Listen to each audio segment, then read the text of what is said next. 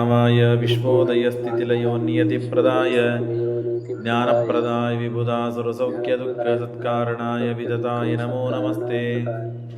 धर्मविज्ञानवैराग्यपरमैश्वर्यशालिनः आनन्दतीर्थभगवत्पादान् वन्दे निरन्तरम्। चित्रैः पदैश्च गम्भीरैर्वाक्यैर्मानैरखण्डितैः गुरुभावं व्यञ्जयन्ती भाति श्रीजयतीर्थवाक्। नवविन्याय सुधाधिकृज्जयमुनीन् श्रीपादराट्सन्मणीन् व्यासार्यान् विविधागमाब्धिविहरान् श्रीवादिराजानपि वन्देऽहं सवरान् रघुत्तमगुरून् वैदध्यवारानिधीन् श्रीसत्यव्रतराघवेन्द्रमुनिपान् सद्बोधसद्ध्यानपान् विद्यायां विबुधाचार्यं वेदज्ञानाब्धिचन्दिरं दुर्मतध्वान्तमार्तण्डं सत्यध्यानमुनिं भजे। सत्याभिज्ञकराब्जोत्थान् पञ्चाशद्वर्षपूजकान् सत्यप्रमोदतीर्थार्यान् नौमिन्याय सुधारतान् शास्त्रेषु पारदृश्वान् शास्त्रज्ञेषु च वत्सलं दीनभक्तोद्धारकरं सत्यात्मानं गुरुं भजे। विद्यापीठविधातारं विद्यावारिधिचन्दिरं विद्यार्थिवत्सलं वन्दे महामहिमसद्गुरुम्। आपादमौलिपर्यन्तं गुरूणाम् आकृतिं स्मरेत् तेन विघ्नाः प्रणश्यन्ति सिद्ध्यन्ति च मनोरथाः। ಶ್ರೀಗುರುಭ್ಯೋ ನಮಃ ಹರಿ ಓಂ.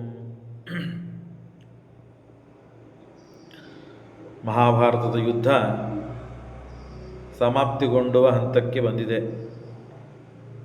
ದುರ್ಯೋಧನ ಒಬ್ಬ ಮೃತನಾಗಬೇಕು. ಆದರೆ ತಾನು ಸೋಲನ್ನು ಒಪ್ಪಲು ತಯಾರಿ ಇಲ್ಲದಿದ್ದ ದುಷ್ಟನಾದಂತಹ ದುರ್ಯೋಧನ ದುರ್ವಾಸರ ಕೊಟ್ಟ ಮಂತ್ರ ಸಂಜೀವಿನಿ ಮಂತ್ರ ಜಲಸ್ತಂಭನವನ್ನು ಮಾಡಿಕೊಂಡು ಆ ಸಂಜೀವನ ಮಂತ್ರವನ್ನು 7 ದಿನಗಳ ಕಾಲ ಜಲದಲ್ಲಿ ಇದ್ದು ತಾನು ಅನುಷ್ಠಾನ ಮಾಡಿದರೆ ಪುನಃ 11 ಅಕ್ಷೋಹಿಣಿ ಸೈನ್ಯ ಸತ್ತ ಎಲ್ಲ ಸೈನ್ಯವು ಮತ್ತೆ ಹುಟ್ಟಿ ಬರುವ ಮತ್ತೆ ಅದು ಪುನರ್ಜೀವನಗೊಳ್ಳುವಂತಹ ಮಂತ್ರ ಅದು. ಅದನ್ನು ಮಾಡೋದಕ್ಕೆ ಪುನಃ ಜಲಸ್ತಂಭನವನ್ನು ಮಾಡಿದ್ದ. ಹುಡುಕ್ತಾ ಇದ್ದಾರೆ ಎಲ್ಲ ಕಡೆಗೆ. ಪಲಾಯನ ಮಾಡಿದ್ದವನು ವ್ಯಾಧ ಒಬ್ಬವನು ಹೇಳಿದ, ಇಲ್ಲ ಇಲ್ಲೇ ಜಲದಲ್ಲಿ ತಾನು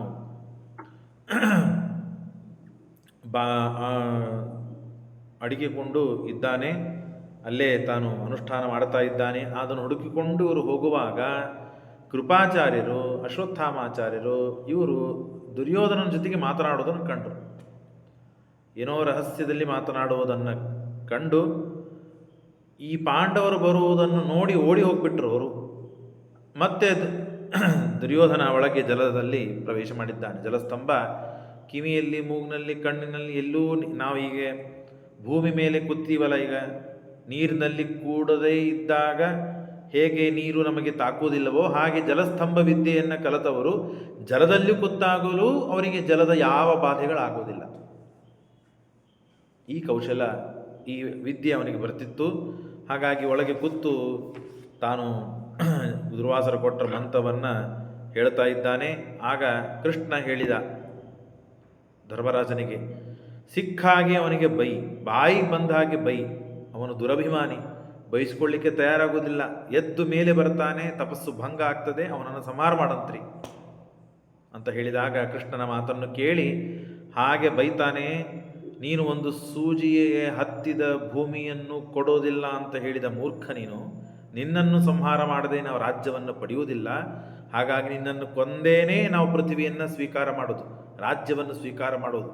ಹಾಗಾಗಿ ಭೀತನಾಗಿ ಪುಕ್ಕರಂತೆ ಷಂಡನಂತೆ ಹೋಗಿ ಭೂಮಿ ಜಲದಲ್ಲಿ ಕೂತು ನೀನು ಜಲದಲ್ಲಿ ಕೂತಿ ನೀನು ಅಂತ ಹೇಳಿ ಬೈದಾಗ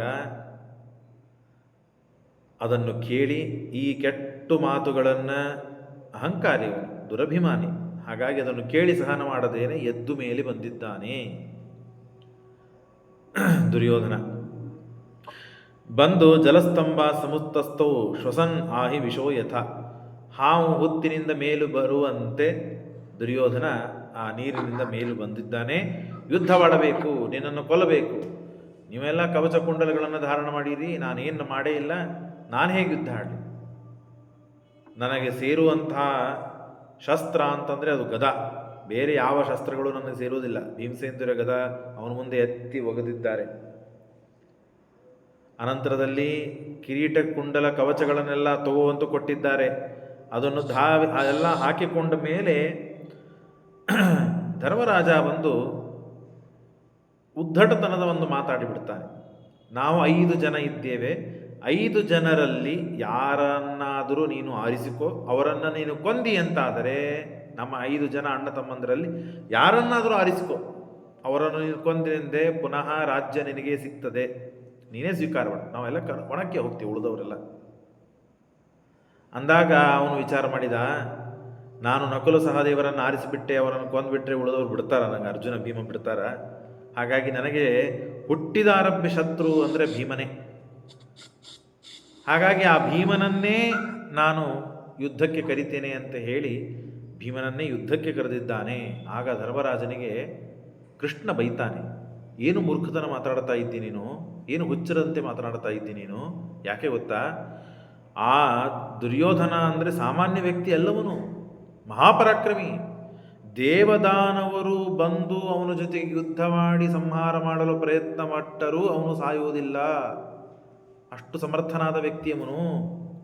ನೀನು ಹೀಗೆ ಅಂದಾಗ ಯಾರೋ ನಿನ್ನನ್ನು ನಕುಲನ ಸಹದೇವರನ್ನು ಕರೆದು ಬಿಟ್ಟಿದ್ರೆ ಎಷ್ಟು ಆಪತ್ತು ಬರ್ತಿತ್ತು. ಹಾಗಾಗಿ ಓವರ್ ಕಾನ್ಫಿಡೆನ್ಸ್ದಲ್ಲಿ ಮಾತನಾಡಬೇಡ, ಒಬ್ಬನೇ ಉಳಿದಿದ್ದಾನೆ, ಯಾರಾದರೂ ಕೊಲ್ಬಹುದು ಅಂತ. ಮಹಾಸಮರ್ಥವನು. ನಕ್ಷೇಶ ರಾಜ ಗದಯ ರಣೇಚರನ್ ಶಕ್ಯೋ ವಿಜೇತು ನಿಖಲೈ ಸುರಾಸುರೈ. ದೇವದಾನವರು ಸೇರಿದ್ರು ಅವನು ಸಂಹಾರ ಮಾಡೋದಿಲ್ಲ, ಮಾಡಲಿಕ್ಕಾಗೋದಿಲ್ಲ. ಹಾಗಾಗಿ ಭೀಮಸೇನ ದೇವರು ಮಾತ್ರ ಅವನನ್ನು ಸಂಹಾರ ಮಾಡಲು ಸಾಧ್ಯ, ಇದನ್ನು ತಿರುಗಿ ಅರ್ಥ ಮಾಡಿಕೋ ಅಂತ ಹೇಳಿ ಆ ಭೀಮಸೇನ ದೇವರ ಜೊತೆಗೆ ಯುದ್ಧಕ್ಕೆ ಬರ್ತಾನೆ. ಬಂದಾಗ ಘನಘೋರವಾದ ಯುದ್ಧ ನಡೀತಾ ಇದ್ದಾಗ ಚಮತ್ಕಾರ ಮಾಡಬೇಕು, ನನ್ನ ಯುದ್ಧದ ಕೌಶಲ್ಯವನ್ನು ತೋರಿಸಬೇಕು ಅಂತ ಹೇಳಿ ತಲೆ ತಳಗ ಮಾಡಿ, ಸಾಮಾನ್ಯ ಯುದ್ಧ ಮಾಡಬೇಕಾದಾಗ ಕಾಲಿನ ಮೇಲೆ ನಿಂತು ಕೈಯಿಂದ ಯುದ್ಧ ಮಾಡ್ತಿರ್ತಾರೆ, ಗದಾಯುದ್ಧ. ಇವನು ಹಾಗೆ ಮಾಡಲಿಲ್ಲ, ತಲೆಯನ್ನು ಭೂಮಿಗೆ ಹಚ್ಚಿ ಉಲ್ಟಾ ನಿಂತು ಕಾಲಿನಿಂದ ಗದೆಯನ್ನು ಯುದ್ಧ ಮಾಡ್ತಾ ಇದ್ದಾನೆ. ಭೀಮಸೇನ ದೇವರ ಪ್ರತಿಜ್ಞೆ ಏನು, ದ್ರೌಪದಿ ದೇವಿಯನ್ನು ತೊಡೆ ತೋರಿಸಿ ಇಲ್ಲಿ ಕೂಡುಬಾ ಅಂತ ಕರೆದಿದ್ದ, ಇಲ್ಲಿ ಕೂಡುಬಾ ಅಂತ ಕರೆದಿದ್ದ. ಹಾಗಾಗಿ ನಿನ್ನ 2 ತೊಡೆಗಳನ್ನು ಶೀಳುತ್ತೇನೆ ನಾನು, ನಿನ್ನ ತಲೆ ಮೇಲೆ ಮರ್ದನ ಮಾಡಿ ನಿನ್ನನ್ನು ಸಂಹಾರ ಮಾಡ್ತೇನೆ ಅಂತ ಭೀಮಸೇನ ದೇವರು ಪ್ರತಿಜ್ಞೆ. ಗದಾಯುದ್ಧದಲ್ಲಿ ಅದನ್ನು ಮಾಡಲಿಕ್ಕೆ ಅವಕಾಶ ಇಲ್ಲ. ಆದರೆ ಈಗ ಅವಕಾಶ ಕೊಟ್ಟ ದುರ್ಯೋಧನನೇ. ಯಾಕೆ? ತಲೆ ತಳಗೆ ಮಾಡಿದ್ದಾನೆ. ತಲೆ ತಳಗೆ ಮಾಡಿದರೆ ತೊಡೆಗಳು ಮೇಲೆ ಬಂತು, ನಾಭಿಯ ಮೇಲೆ ಯಾವುದು ಬಂತು? ತೊಡೆ ಬಂತು. ಸೀದಾ ನಿಂತಿದ್ರೆ ಎಲ್ಲರೂ ನಿಂದರು ಹಾಗೇನೆ 2 ಕಾಲುಗಳ ಮೇಲೆ ನಿಂತು ಬಿಟ್ಟಿದ್ರೆ ತೊಡೆ ತಳಗಾಗ್ತಿತ್ತು, ನಾಭಿಯ ತಳಗೆ ಆಗದದ್ದು ತೊಡೆ ಆಗ್ತಿತ್ತು. ಈಗ ಮುಖದ ಸ್ಥಳದಲ್ಲಿ ಕಾಲು ಬಂದುಬಿಟ್ಟಿದೆ, ಹಾಗಾಗಿ ನಾಭಿಯ ತಳಗಡೆ ಈಗ ಬೆನ್ನಾಯಿತು, ಹೊಟ್ಟೆ ಆಯಿತು. ನಾಭಿಯ ಮೇಲ್ಭಾಗ ಏನಾಯಿತು? ತೊಡೆ ಆಯಿತು. ಹೌದಲ್ಲೋ? ನಾವು ಉಲ್ಟಾ ನಿಂತಾಗ ಹಾಗೆ ನೋಡ್ತೀವೋ ಇಲ್ಲೋ? ನಾಭಿಯ ಮೇಲ್ಭಾಗ ಆಯಿತು, ಅದು ತೊಡೆ. ಹೊಟ್ಟೆ ಜಾಗಕ್ಕೆ ತೊಡೆ ಬಂತು. ಹೊಟ್ಟೆಗೆ ಬೆನ್ನಿಗೆ ಹೊಡೆದ್ರೆ ಗದಾಯುದ್ಧದಲ್ಲಿ ತಪ್ಪ? ಇಲ್ಲ. ಹಾಗಾಗಿ ಭೀಮಸೇನ ದೇವರು ತೊಡೆಗೆ ಹೊಡಿಲಿಲ್ಲ, ನಾಭಿಯ ದೇಶಕ್ಕೇನೆ ಸರಿಸಮಾನವಾಗಿ ನಾಭಿಯ ಹಿಂದ್ಗಡೆನೆ 2 ಹಿಪ್ಪುಗಳು ಬಂದು ಕೂಡುವ ಜಾಗ ಇರ್ತದೆ, ನಾಭಿ ಹಿಂದ್ಗಡೆನೆ. ಅಲ್ಲಿ ಜೋರಾಗಿ ಗದಾಪ್ರಹಾರವನ್ನು ಮಾಡಿದ್ದಾರೆ. 2 ತೊಡೆಗಳನ್ನು ಹೊಡೆದುಕೊಂಡು ಬಿದ್ದಿದ್ದಾನೆ. ಅದು ಹಿಪ್ ಜಾಯಿಂಟ್ ಬಿಟ್ಟಿದೆ, 2 ತೊಡೆಗಳನ್ನು ಹೊಡೆದುಕೊಂಡು ಬಿದ್ದಿದ್ದಾನೆ. ಹಾಗಾಗಿ ಪ್ರತಿಜ್ಞಾ ಪಾಲನವನ್ನು ಮಾಡಿದರು. ನಿನ್ನೆ ನಾನೆಲ್ಲ ಯಾವುದು ಧರ್ಮ ಯಾವುದು ಅಧರ್ಮ ಏನು ಎಲ್ಲ ನಿನ್ನೆ ನಾನು ಬಿಡಿಸಿ ಹೇಳಿದ್ದೇನೆ. ಶ್ರೀಮದಾಚಾರ್ಯ ಹೇಳಿಕೊಟ್ಟ ನಿರ್ಣಯವನ್ನು ಪ್ರತಿಜ್ಞಾ ಪಾಲನ ಮಾಡಿದಂತೂ ಆಯಿತು. ನಾಭೇರ್ನೋಪರ್ಯಧಸ್ತದ, ನಾಭಿಯ ಮೇಲ್ಭಾಗನೂ ಹೊಡಿಲಿಲ್ಲ, ನಾಭಿಯ ತಳಭಾಗನೂ ಹೊಡಿಲಿಲ್ಲ. ನಾಭಿಯ ದೇಶಕ್ಕೇನೆ ಕೂರ್ಮ ದೇಶಕ್ಕೆ, ನಾಭಿಯ ಹಿಂದಿನ ಭಾಗ ಅದು ಕೂರ್ಮ ದೇಶ, ಅದಕ್ಕೇನೆ ಜೋರಾಗಿ ಪ್ರಹಾರ ಮಾಡಿದ್ದಾರೆ. ತೊಡೆಗಳನ್ನು ಒಡೆದುಕೊಂಡು ಪಾಪ ಬಿದ್ದಿದ್ದಾನೆ. ಪಾಪ ಅಂದ್ರೇನು? ಪಾಪ ಮಾಡಿದ್ದಾನೆ, ಆದ್ದರಿಂದ ಪಾಪ. ದುರ್ಯೋಧನ ಪಾಪಿಷ್ಟ, ಆದ್ದರಿಂದ ಬಿದ್ದ, ತಳಗೆ ಬಿದ್ದಿದ್ದಾನೆ. ಏವಂ ಪ್ರತಿಜ್ಞಾ ಯುಗ್ಮಾರ್ಥಂ ಭಗ್ನಸಕ್ತಿರ್ ಯುಗಂರಣೆ. ಕೃಷ್ಣನನ್ನು ದ್ಯೂತದಲ್ಲಿ ಇಡು ಅಂತ ಹೇಳಿದ್ದ. ಎಲ್ಲರನ್ನ ಪಣಕ್ಕೆ ಇಡಬೇಕಾದಾಗ ಇನ್ನೇನು ನನ್ನ ಹತ್ರ ಉಳಿಲಿಲ್ಲ, ಎಲ್ಲರನ್ನು ಪಣಕ್ಕೆ ಇಟ್ಟುಬಿಟ್ಟೆ, ನಾನು ಸೋತೆ. ಇಲ್ಲ, ಕೃಷ್ಣ ಇದ್ದಾನಲ್ಲ, ಅವನನ್ನು ಪಣಕ್ಕಿಡು ಅಂತ ಹೇಳಿದ್ದ. ಹಾಗಾಗಿ ಅಲ್ಲೇ ಭೀಮಸೇನದೇವರು ಎದ್ದು ನಿಂತು ಪ್ರತಿಜ್ಞೆ ಮಾಡಿದ್ದಾರೆ. ಕೃಷ್ಣನನ್ನು ಕಟ್ಟಬೇಕು ಅಂತ ಪ್ರಯತ್ನಪಟ್ಟು ಕೃಷ್ಣನನ್ನು ದ್ಯೂತದಲ್ಲಿ ಜೂಜಾಟದಲ್ಲಿ ಇಡುವಂಥ ನೀನು ಮಾತನಾಡಿದಿ. ಹಾಗಾಗಿ ನಿನ್ನ ತಲೆ ಮೇಲೆ ಕಾಲನ್ನು ಇಟ್ಟು ನಿನ್ನ ಸಂಹಾರ ಮಾಡ್ತೇನೆ ಅಂತ ಹೇಳಿ ಅವತ್ತೇ ಪ್ರತಿಜ್ಞೆ ಮಾಡಿದ್ದು. ಆ ಪ್ರತಿಜ್ಞಾ ಅನುಸಾರವಾಗಿ ತಲೆ ಮೇಲೆ ಕಾಲನ್ನು ಇಡುತ್ತಾ ಇದ್ದಾರೆ. ಇಟ್ಟಿದ್ದರ ಕಾರಣ ಏನು ಅಂತ ಅವನಿಗೆ ನೆನಪು ಮಾಡಿಕೊಡ್ತಾ ಇದ್ದಾರೆ. ತತ್ ಪ್ರತಿಜ್ಞಾನುಸಾರೇಣ ಭೀಮೋ ಮೂರ್ಧಾನಮಕ್ರಮೀತ್. ಋಷಭ ಸೂಕ್ತವನ್ನು ಹೇಳ್ತಾ ಋಷಭ ಸೂಕ್ತ ಆಗ ಅವರಿಗೆ ಪ್ರತ್ಯಕ್ಷವಾಯಿತು. ಭೀಮಸೇನ ದೇವರಿಗೆ ಹೇಳ್ತಾ ಹೇಳ್ತಾ ಅವನನ್ನು ಸಂಹಾರ ಮಾಡ್ತಾ ಇದ್ದಾರೆ. ತಲೆಯನ್ನು ಕುಟ್ತಾ ಇದ್ದಾರೆ, ಕಾಲಿನಿಂದ ತಿವುತ್ತಾ ಇದ್ದಾರೆ. ತೇಷಾಂ ಪುಣ್ಯಾನಿ ವಿದ್ಯಾಶ್ಚ. ಅಷ್ಟೇ ಅಲ್ಲದೇನೆ ದುರ್ಯೋಧನ ಸ್ವಲ್ಪ ಪುಣ್ಯ ಮಾಡಿದ್ದ. ದ್ರೋಣಾಚಾರ್ಯರಿಂದ ವಿದ್ಯೆ ಪಡೆದಿದ್ದ, ವೇದಗಳನ್ನು ಪಠನ ಮಾಡಿದ್ದ, ದಾನ ಬ್ರಾಹ್ಮಣರಿಗೆ ಊಟಕ್ಕೆ ಅದು ಇದು ದಾನಗಿನ, ಅದಕ್ಕೆ ರಾಜ ಯುವರಾಜ ಅಂದಮೇಲೆ ಪುಣ್ಯ ಅವನಿಗೂ ಬರ್ತಿತ್ತು. ಹಾಗಾಗಿ ಆ ಎಲ್ಲ ಪುಣ್ಯವನ್ನು ತಾವು ಟ್ರಾನ್ಸ್ಫರ್ ಮಾಡಿಕೊಂಡಿದ್ದಾರೆ ಭೀಮಸೇನ ದೇವರು. ಆಮೇಲೆ ಕೃಷ್ಣನಿಗೆ ಏನೇನು ಅಪಚಾರಗಳನ್ನು ಮಾಡಿದ್ನೋ ಅದನ್ನೆಲ್ಲ ನೆನಪು ಮಾಡಿಕೊಡ್ತಾ ತಲೆ ಮೇಲೆ ಕಾಲನ್ನು ಹಿಡಿದು ಅಪ್ಪಳಿಸ್ತಾ ಇದ್ದಾರೆ. ಕೃಷ್ಣ ಬಂಧೆ ಕೃತೋ ಮಂತ್ರ. ಕೃಷ್ಣನ ಕಟ್ಟಬೇಕು ಅಂತ ಮಾಡ್ತೀಯ ಮೂರ್ಖ? ಯಾರವನು? ಎಲ್ಲರನ್ನು ಸಂಸಾರದಲ್ಲಿ ಕಟ್ಟಿ ಹಾಕಿದಂತಹ ಕರ್ಮಾನುಸಾರವಾಗಿ ಫಲವನ್ನು ಕೊಡುವ ಭಗವಂತನಿಗೆ ಈ ಅಪಚಾರ ಮಾಡ್ತೀಯ ಅಂತ ಹೇಳ್ತಾ ಹೇಳ್ತಾ ಕಾಲಿನಿಂದ ತಲೆಗೆ ತುಳಿತಾ ಇದ್ದಾರೆ. ಪುನಃ ಪುನಃ ವೀಕ್ಷ ಚಕ್ರೋಧ ಮುಸಲಾದ. ಇದನ್ನು ಮೇಲಿಂದ ಮೇಲೆ ಹೇಳ್ತಾ ಭೀಮಸೇನ ದೇವರು ತಲೆಯನ್ನು ತುಳಿತಾ ಇದ್ದಾಗ ಪಕ್ಕದಲ್ಲೇ ಬಲರಾಮ ದೇವರಿದ್ದರು. ಅವತ್ತೇ ಬಂದಿದ್ದರು ಅವರು. ಆ ಪಕ್ಕದ ಬಲರಾಮ ದೇವರು ಅವರಿಗೆ ಸಹನ ಆಗಲಿಲ್ಲ. ದುರ್ಯೋಧನ ಅಂದ್ರೆ ಬಹಳ ಪ್ರೀತಿ. ಹಾಗಾಗೇನೆ ತನ್ನ ತಂಗಿಯನ್ನು ದುರ್ಯೋಧನನಿಗೆ ಕೊಡಬೇಕು ಅಂತ ಅವರಿಗೆ ಅಪೇಕ್ಷೆ ಆಯಿತು. ದುರ್ಯೋಧನ ಅವರ ಶಿಷ್ಯ, ಭಾರೀ ಪ್ರೀತಿ ಶಿಷ್ಯ. ಹಾಗಾಗಿ ಆ ಮುಸಲವನ್ನು ತೆಗೆದುಕೊಂಡು ಭೀಮನನ್ನು ಹೊಡಿಬೇಕು ಅಂತ ಓಡಿ ಬಂದವರಾಗತ್ಲೆ ಬಂದು ನಿಂತು ಏನು ಮಾಡ್ತಾರೆ? ಇದು ಧರ್ಮ ಅಲ್ಲ, ಇದು ಚುಕ್ರೋಶನೀವ ಧರ್ಮೋಯಂ ಇತ್ತಿ ಅಸೌ ಊರ್ಧ್ವಬಾಹುಕ. ಎರಡೂ ಕೈಗಳನ್ನು ಎತ್ತಿ ಹೇಳ್ತಾ ಇದ್ದಾರೆ, ಧರ್ಮ ಅಲ್ಲ ಇದು ಕೃಷ್ಣ, ಭೀಮ ಇದು ಧರ್ಮ ಅಲ್ಲ. ಧರ್ಮದಿಂದ ಯುದ್ಧ ಮಾಡ್ತಾ ಇಲ್ಲ ನೀನು, ಅಧರ್ಮ ಮಾಡಿದಿ. ಅಧರ್ಮದಿಂದ ನೀನು ದುರ್ಯೋಧನನ ತಲೆಗೆ ಬೀಳಿಸಿದ್ದಿ ನೀನು ಅಂತ ಹೇಳ್ತಾ ಇದ್ದಾರೆ. ಮುಸಲವನ್ನು ತೆಗೆದುಕೊಂಡು ಬಂದು ಭೀಮನನ್ನು ಅಪ್ಪಳಿಸಬೇಕು ಅಂತ ಬಂದರೆ ಭೀಮ ಒಂದು ಕೂದಲ ಆಚೆ ಈಚೆ ಅಳ್ಳಾಡಬೇಕು ಗಾಬರಿಯಾಗಿ. ಅವರಿಗೇನು ಗಾಬರಿ?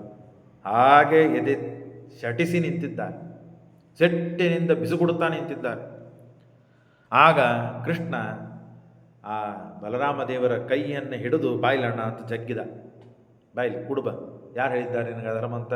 ಎಲ್ಲ ಧರ್ಮನೇ ಇದೆ ಬಾಯಿಲಿ ಅಂಥೇಳಿ ಜಗ್ಗಿ ಹಿಡಿದು ಕೂಡಿಸ್ತಾನೆ ಭೀಮಸೇನ ಬಲರಾಮ ದೇವರಿಗೆ. ಕೃಷ್ಣ ಅಭಯೇ ಸಂಸ್ಥಿತೆ ಭೀಮೆ ರಾಮಂ ಜಗ್ರಾಹ ಕೇಶವ ಆಹ ಧರ್ಮೇಣ ನಿಯತೋ ಭೀಮೇ ನಾಯಂ ಸುಯೋಧನ.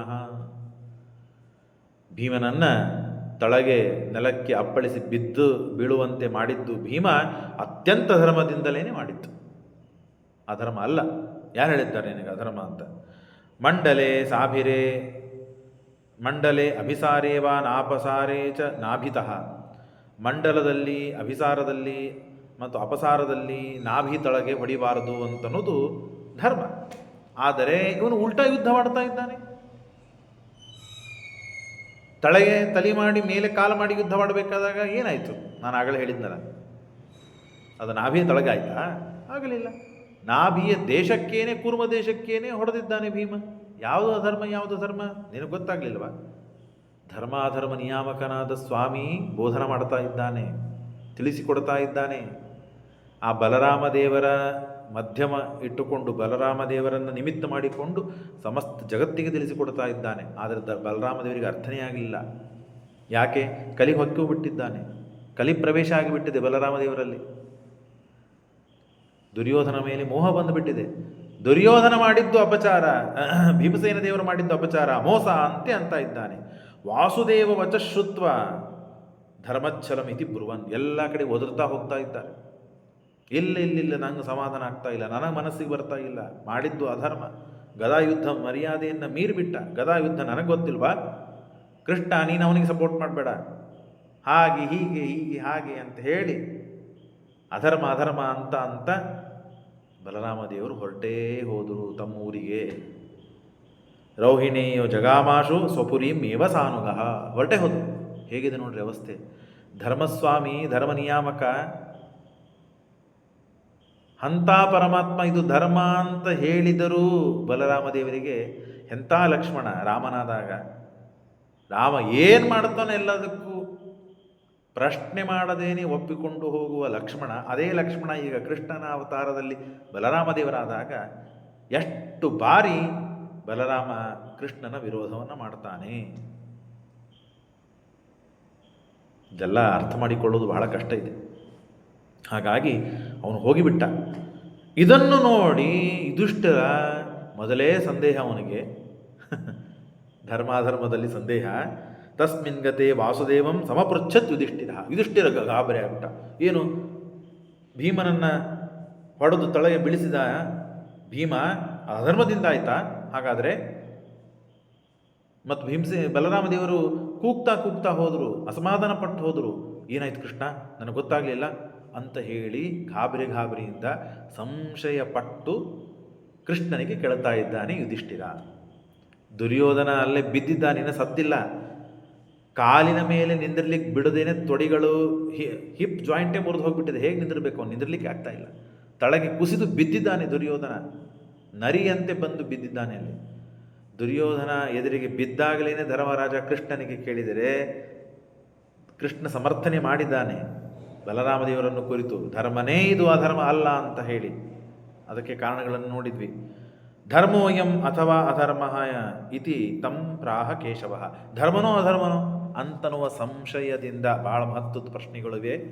ನಾವೆಲ್ಲ ಸಮಾಜದಲ್ಲಿ ಏನೇನೋ ವಿಚಾರಗಳು, ಅಪಪ್ರಚಾರಗಳನ್ನೆಲ್ಲ ಕೇಳುತ್ತೇವೆ. ಎಲ್ಲರ ಮರಣ ಸಮಯದಲ್ಲಿ ಕೌರವರ ಭೀಷ್ಮಾಚಾರ ಮೊದಲು ಮಾಡಿಕೊಂಡು ಎಲ್ಲರ ಸಮಯದಲ್ಲಿಯೂ ಶ್ರೀಮದ್ ಆನಂದತೀರ್ಥ ಪಾದಾಚಾರ್ಯರು ನಿರ್ಣಯವನ್ನು ಕೊಟ್ಟಿದ್ದಾರೆ. ಅದನ್ನು ನೀವೆಲ್ಲ ಕೇಳಿದ್ದೀರಿ. ಹಾಗಾಗಿ ಸಮಾಜದಲ್ಲಿ ಇದ್ದಂತಹ ವೈಮನಸ್ಯ, ಅಪಪ್ರಚಾರ, ಅವಹೇಳನೆ ಇದೆಲ್ಲದಕ್ಕೂ ಉತ್ತರವನ್ನು ಶ್ರೀಮದಾಚಾರ್ಯರು ಹಾಗೇ ಕೊಟ್ಟು ಮುಗಿಸಿದ್ದಾರೆ. ನ ಸಾಕ್ಷಾತ್ ಧರ್ಮತೋ ವಧ್ಯ ಏತು ಪಾಪ ತಮಾನರಾಹ. ಕೃಷ್ಣ ಏನು ಹೇಳಿಬಿಡ್ತಾನೆ ಅದಕ್ಕೆ? ಇವನನ್ನು ಧರ್ಮದಿಂದ ಕೊಲ್ಲಬೇಕೆ ಯಾಕೋ? ಯಾರು ಧರ್ಮಿಷ್ಠರೋ ಅವರನ್ನು ಧರ್ಮದಿಂದ ಕೊಲ್ಲಬೇಕು. ಇವ ಅಧರ್ಮ ಸ್ವರೂಪ ಇವನು, ಹಾಗಾಗಿ ಅಧರ್ಮದಿಂದಲೇ ಸಾಯಲಿ ಇವನು. ಕೊಂದದ್ದು ಧರ್ಮದಿಂದ ಅಂತ ಹೇಳಲಿಲ್ಲವನು ಕೃಷ್ಣ. ಇವನಿಗೆ ಧರ್ಮರಾಜನಿಗೆ ಸಂಶಯ ಬಂದದಲ್ಲ, ಭೀಮಸೇನ ದೇವರು ಹೊಡೆದದ್ದು ಧರ್ಮದಿಂದಲೋ ಅಧರ್ಮದಿಂದಲೋ ಅಂತ. ಸಾಕ್ಷಾತ್ ಧರ್ಮತೋ ವಧ್ಯ, ಸಾಕ್ಷಾತ್ ಧರ್ಮವಾಗಿ ಧರ್ಮದಿಂದ ಅವನು ವಧ್ಯನಾಗಿಲ್ಲ. ಯಾಕೆ? ಏತು ಪಾಪತಮ ನರಾಹ, ಅತ್ಯಂತ ಪಾಪಿಷ್ಠ ನರ ಇವನು, ಮೂರ್ಖ ಇವನು, ಪಾಪತಮ ನರ ಇವನು, ಅತ್ಯಂತ ಪಾಪಿಷ್ಠ. ಹಾಗಾಗಿ ಅವನು ಧರ್ಮದಿಂದ ಸಾಯಬೇಕಾಗಿಲ್ಲ. ದೇವತೆಗಳು ದೈತ್ಯರಿಗೆ ಎಂದೂ ವಂಚನೆ ಮಾಡಿಲ್ವಾ? ಮೋಸ ಮಾಡಿಲ್ವಾ? ಅನೇಕ ಬಾರಿ ಈ ಎಲ್ಲ ಮಾತುಗಳು ಯಾಕೆ ಹೇಳ್ತಾ ಇದ್ದಾನೆ ಕೃಷ್ಣ ಪರಮಾತ್ಮ? ಇದನ್ನು ನಾವು ಅರ್ಥ ಮಾಡಿಕೊಳ್ಳಬೇಕು. ಅಧರ್ಮದಿಂದಲೇ ದುರ್ಯೋಧನ ಸತ್ತಿದ್ದಾನೆ ಅಂತನ್ನುವ ರೀತಿಯಲ್ಲಿ ಪ್ರತಿಬಿಂಬಿಸ್ತಾ ಇದ್ದಾನೆ. ಯಾರಿಗೆ? ಧರ್ಮರಾಜನಿಗೆ. ಯಾರು? ಕೃಷ್ಣ. ಯಾಕೆ ಅಂದರೆ ಅನೇಕ ಬಾರಿಗ ಧರ್ಮದಿಂದಲೇ ಯುದ್ಧವಾಗಿದೆ, ಧರ್ಮದಿಂದಲೇ ಯುದ್ಧವಾಗಿದೆ, ಧರ್ಮದಿಂದಲೇ ಯುದ್ಧವಾಗಿದೆ ಅಂತ ಕೃಷ್ಣ ಪರಮಾತ್ಮ ಸಾರಿ ಹೇಳ್ತಿರ್ಬೇಕಾದಾಗ ಬಲರಾಮದೇವರನ್ನು ಕುರಿತು ಹೇಳಿದ, ಅನೇಕರನ್ನು ಕುರಿತು ಹೇಳಿದ, ಅನೇಕ ಪ್ರಸಂಗದಲ್ಲಿ ಹೇಳಿದ, ಅನೇಕ ಪ್ರಸಂಗದಲ್ಲಿ ಅನೇಕರನ್ನು ಕುರಿತು ಹೇಳಿದ್ದಾನೆ. ಆದರೂ ಧರ್ಮರಾಜ ಪ್ರಶ್ನೆ ಕೇಳ್ತಾನೆ ಅಂದರೆ, ಈಗ ಅನೇಕ ಬಾರಿ ಊಟಕ್ಕೆ ಬರ್ರಿ ಅಂತ ಹೇಳಿದಾಗ ಬರ್ತೀನಿ ಹೋಗ್ರಿ ಅಂತ ಕಳಿಸಿದ್ರೆ ಪ್ರೀತಿಯಿಂದ ಬರ್ತೀನಂತಲ್ಲ, ನೀವು ಕಾಡಿದ್ದಕ್ಕೆ ಹೇಳಿದದ್ದು ಹೌದಲ್ಲೋ? ನಮಗೆ ಬರುವ ಇಚ್ಛಾ ಇಲ್ಲ, ಆದರೂ ನೀವು ಭಾಳ ಬಾರಿ ಕರೆದಿದ್ದಕ್ಕೆ ಬರುವಂತೆ ಆಯ್ತದು.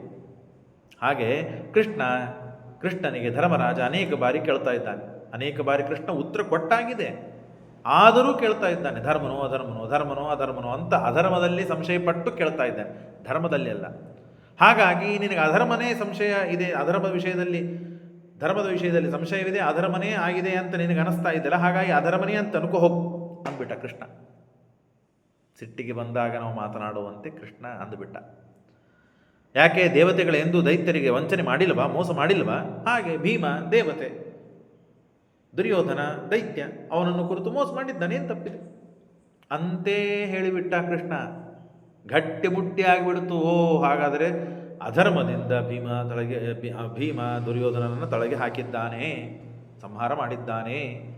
ಅಥೋಯಂ ಅಪಿ ಅಧರ್ಮೇನ ಅತಃ ನಾಸ್ತ್ಯತ್ರ ದೂಷಣಂ. ಅಧರ್ಮದಿಂದ ಸತ್ತಿದ್ದರೂ ಏನು ದೋಷವಿಲ್ಲ. ಯಾಕೆ? ನೀನೇ ಮಾಡಿಲ್ವಾ? ಭೀಷ್ಮಾಚಾರ್ಯರೇ ನೀವು ಹೇಗೆ ಸಾಯ್ತೀರಾ ಅಂತ ಕೇಳಲಿಕ್ಕೆ ಹೋದದ್ದು ಯಾರಪ್ಪ? ಭೀಷ್ಮಾಚಾರ್ಯ 10 ದಿನಗಳ ಕಾಲ ಯುದ್ಧ ಮಾಡಿದರು, ಘನಘೋರ ಯುದ್ಧ ಮಾಡಿದರು. ಅವ್ರು ಹಾಗೆ ಬದುಕಿ ಬಿಟ್ಟಿದ್ರೆ, ಅಂದರೆ ಶರಪಂಜರದಲ್ಲಿ ಹಾಗೆ ಮಲಗಿದ್ದಿಲ್ಲ ಅಂದರೆ, ಅವ್ರು ಹಾಗೆ ಯುದ್ಧಕ್ಕೆ ಇದ್ದರು ಅಂದರೆ ಗೆಲುವಾಗ್ತಿತ್ತ? ಆಗ ಭೀಷ್ಮಾಚಾರ್ಯ ತಾವು ಹೇಗೆ ಸಾಯ್ತೀರ್ಯಾ ಅಂತ ಕೇಳಲಿಕ್ಕೆ ಹೋದದ್ದು ಯಾರಪ್ಪ? ನೀನೋ ನಾನು? ನೀನೇ ಮುಂದಾಗಿ ಹೋಗಿದ್ದಲ್ಲ, ನೀನೇ ರಾಜ ಅಲ್ಲ, ನೀನೇ ಹೋಗಿಲ್ಲ. ನೀವು ಹೇಗೆ ಸಾಯ್ತೀರಿ ಅಂತ ಕೇಳಿ ಅವರನ್ನು ಹೊಡೆದಿದ್ದಲ್ಲ, ಅದು ಧರ್ಮ ಏನದು ಅಂತ ಹೇಳಿ ಇನ್ನೂ ಹೆಚ್ಚಿನ ಅಧರ್ಮದ ಬೀಜವನ್ನು ಬಿಟ್ಟ ಕೃಷ್ಣ, ಸಂಶಯವನ್ನು ಹಾಕಿಬಿಟ್ಟ. ಕರ್ಣ ಸತ್ತಿದ್ದು ಹೇಗಪ್ಪ? ರಥವನ್ನು ಎತ್ತಲಿಕ್ಕೆ ಹೋದಾಗ ಅರ್ಜುನ ಬಾಣನ ಬಿಟ್ಟು ಅವನು ರುಂಡ ಹಾರಿಸಿಬಿಟ್ಟ. ಧರ್ಮನೋ ಅಧರ್ಮನೋ? ದ್ರೋಣಾಚಾರ್ಯರೇನಪ್ಪ?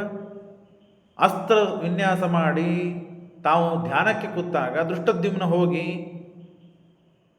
ಅವರ ರುಂಡವನ್ನು ಹಾರಿಸಲಿಲ್ಲ. ಧರ್ಮನೋ ಅಧರ್ಮನೋ ಅಂತ ಹೇಳಿ ಭೀಷ್ಮದ್ರೋಣೋ ಚ ಕರ್ಣಶ್ಚ ಯದಾ ಏವ ಉಪಾಧಿನಾ ಹತಾಃ ಕೋನು ಹಾಗಂದ ಮೇಲೆ ಅವರೆಲ್ಲ ಯಾವುದೊಂದು ಉಪಾಧಿಯಿಂದ ಸತ್ತಿದ್ದಾರಂದ ಮೇಲೆ ಕೋನು ದುರ್ಯೋಧನೇ ಪಾಪೆ, ಅತ್ಯಂತ ಪಾಪಿಷ್ಟನಾದ ದುರ್ಯೋಧನ, ದೋಷಯುಕ್ತನಾದ ದುರ್ಯೋಧನ, ಅವ ಪಾಪದಿಂದ ಸತ್ತರೆ, ಅಧರ್ಮದಿಂದ ಸತ್ತರೆ ಹೇಗೆ ತಪ್ಪಿದೆಪ್ಪ? ಅಂದರೆ ಅಧರ್ಮ ಅಲ್ಲ ಅಂತನಿಲ್ಲ ಕೃಷ್ಣ, ಅಧರ್ಮದಿಂದ ಸತ್ತರೆ ಏನು ತಪ್ಪಿದೆ ಅಂತ ಕೇಳಿಬಿಟ್ಟ.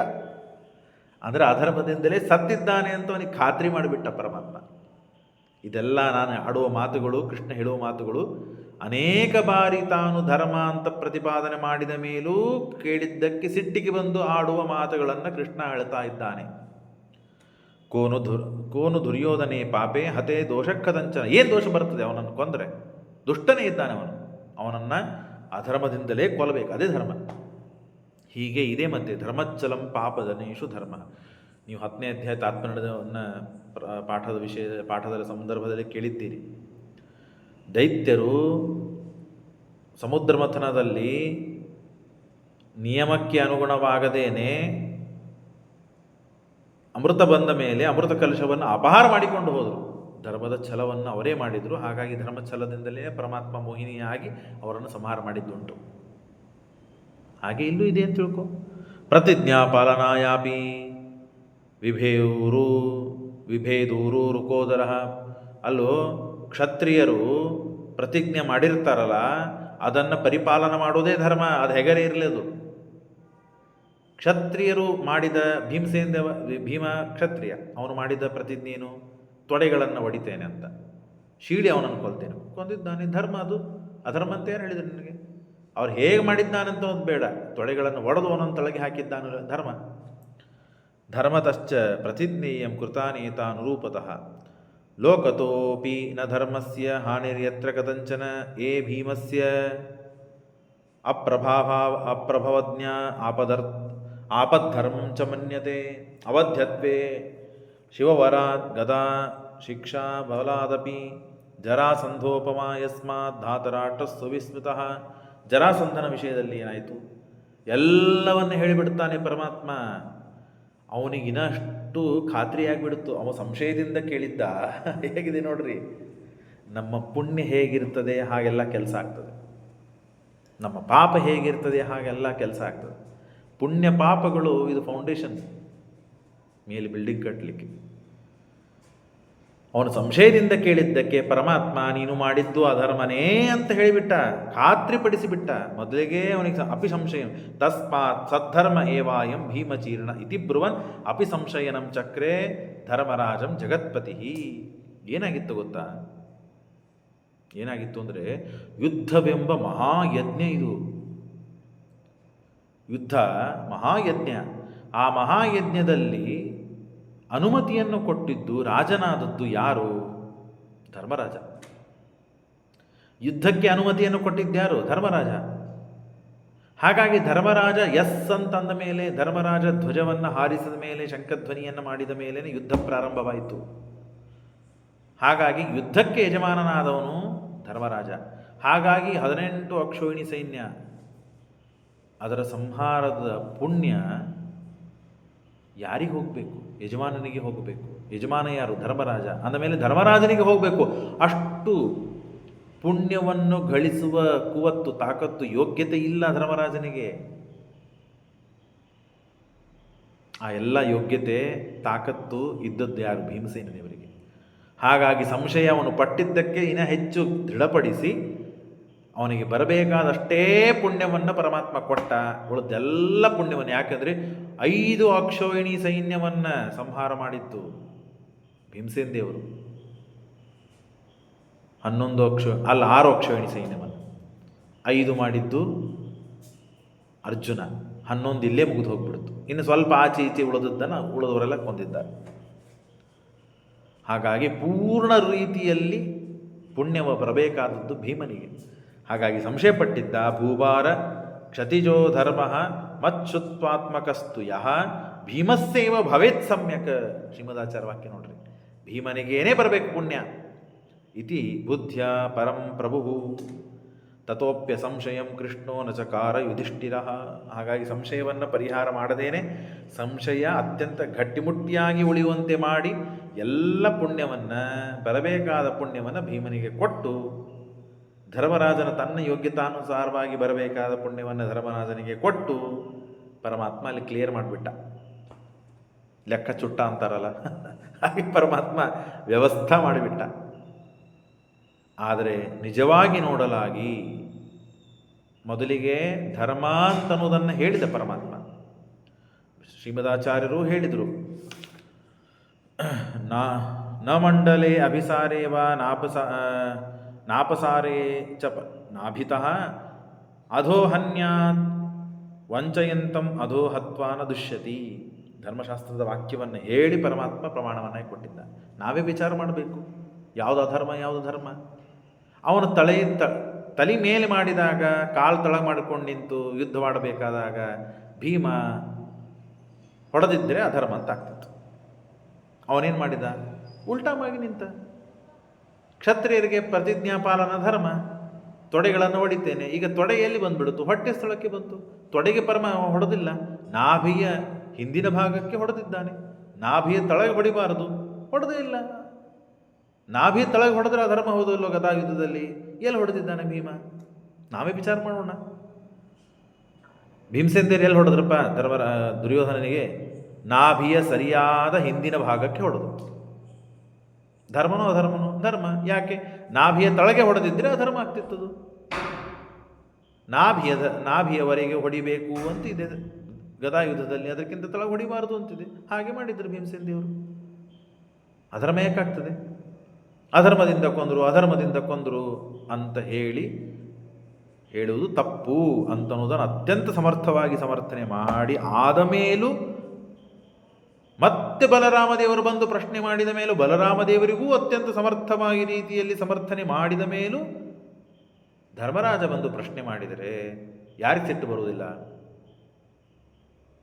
ಹಾಗಾಗಿ ಅವನಿಗೆ ಸಂಶಯ ಉಳಿಯುವಂತೇನೆ ಪರಮಾತ್ಮ, ಹೌದು ಅಧರ್ಮದಿಂದಲೇ ಅವನು ಸತ್ತಾನೆ, ದುಷ್ಟರಾದವರು, ದೋಷಯುಕ್ತರಾದವರು ಧರ್ಮದಿಂದ ಸಾಯಬೇಕು ಅಂತ ಎಲ್ಲಿ ಬರೆದಿದ್ದಾರೆ? ಎಂಥ ಧರ್ಮಸ್ವರೂಪರು ಭೀಷ್ಮಾಚಾರ್ಯರು, ದ್ರೋಣಾಚಾರ್ಯರು. ಅಂಥವರನ್ನು ಕೊಲ್ಲಬೇಕಾದಾಗಲೇ ನೀನೇ ಹೋಗಿ ಅಧರ್ಮದಿಂದ ಸಂಹಾರ ಮಾಡಿಲ್ಲ. ಅಲ್ಪ ಸ್ವಲ್ಪಗಳು ಏನೋ ತಪ್ಪುಗಳಿಂದ ದ್ರೋಣಾಚಾರ್ಯನ, ಭೀಷ್ಮಾಚಾರ್ಯನ ತಳಗೆ ಬೀಳಿಸಿಲ್ಲ. ಅವರು ಈ ಧರ್ಮಸ್ವರೂಪರು. ಅಂಥದ್ದು ಅಧರ್ಮ ಸ್ವರೂಪನಾದವನಿಗೆ ಯಾಕೆ ಅಧರ್ಮದಿಂದ ಕೊಲ್ಲಬಾರ್ದಪ್ಪ? ದೋಷಯುಕ್ತನಾದವನಿಗೆ ಅಂತ ಹೇಳಿ ವಿಪರೀತವಾಗಿ ಹೇಳಿಬಿಟ್ಟ ಕೃಷ್ಣ. ಪೂರ್ಣ ಗಟ್ಟಿಮುಟ್ಟಿಯಾಗಿ ಅವನಿಗೆ ಅಭ್ರಂಸುಭ್ರಮ ಆಗ್ಬಿಟ್ಟ ಧರ್ಮರಾಜ. ಓ, ನಾನು ಯುದ್ಧವಾಡಿದ್ದೆಲ್ಲ ಅಧರ್ಮ, ನನಗೆ ಪಾಪ ಬಂದುಬಿಡ್ತು, ಹೀಗೆ ಅನ್ಕೋತ ಕೂತ್ಬಿಟ್ಟ. ನಿನಗೆ ಹಾಗೆ ಉಳಿಬೇಕು ಅಂತ ನಾನು ನಿನಗೆ ಹೇಳಿದ್ದಪ್ಪ. ಯಾಕೆ? ಅದರ ಮುಖ್ಯ ಪ್ರಧಾನವಾದ ಉದ್ದೇಶ, ನೀ ಮಾಡಿದ ಪುಣ್ಯ ಎಲ್ಲ ಭೀಮನಿಗೆ ಹೋಗಬೇಕು. ನಿನಗಷ್ಟು ಪುಣ್ಯವನ್ನು ಗಳಿಸುವ ಯೋಗ್ಯತೆ ಇಲ್ಲಪ್ಪ. ಏಧಮಾನದ್ವಿಟ್ ರಾಜ 22ನೇ ಅಧ್ಯಾಯದಲ್ಲಿ ನಾವು ಕೇಳಿದ್ದೇವೆ. ಪರಮಾತ್ಮನಿಗೆ ಏಧಮಾನದ್ವಿಟ ಅಂತ ಹೆಸರು. ತಮ್ಮ ಯೋಗ್ಯತಾ ಮೀರಿ ಪುಣ್ಯವನ್ನು ಗಳಿಸ್ತಾ ಇದ್ದರೆ ಅವನು ಪರಮಾತ್ಮ ಪಾಪವನ್ನು ಮಾಡಿ ಕೂಗಿಸಿ ಬಿಡುತ್ತಾನೆ. ಹಾಗಾಗಿ ನಮ್ಮ ಯೋಗ್ಯತಾನುಸಾರವಾಗಿಯೇ ಪುಣ್ಯವನ್ನು ಗಳಿಸಬೇಕು. ಹಾಗಾಗಿ ಪರಮಾತ್ಮ ಬಲರಾಮದೇವರ ವಿಷಯದಲ್ಲಿಯೂ ಹಾಗೆ. ಕೃಷ್ಣನನ್ನು ಅನೇಕ ಬಾರಿ ಸಂಶಯಪಟ್ಟು ವಿರುದ್ಧವಾದ ಮಾತುಗಳನ್ನು ಆಡಿದ್ದಕ್ಕೆ ಅವನ ಯೋಗ್ಯತಾನುಸಾರವಾಗಿ ಪುಣ್ಯವನ್ನು ಪರಮಾತ್ಮ ಕೊಟ್ಟಿದ್ದಾನೆ. ಹೀಗೆ ಆ ದುರ್ಯೋಧನನ ಸಂಹಾರದ ವಿಷಯದಲ್ಲಿ ಯಾವುದು ಧರ್ಮ, ಯಾವುದು ಅಧರ್ಮ, ಯಾವುದು ಪಾಪ ಅಂತನ್ನೋದು ಅತ್ಯಂತ ಗಟ್ಟಿಮುಟ್ಟಿಯಾಗಿ ಶ್ರೀಮದಾಚಾರ್ಯರು ಸಮರ್ಥನೆ ಮಾಡ್ತಾ ಇದ್ದಾರೆ. ಶ್ರೀಕೃಷ್ಣ ಅರ್ಪಣಮಸ್ತು.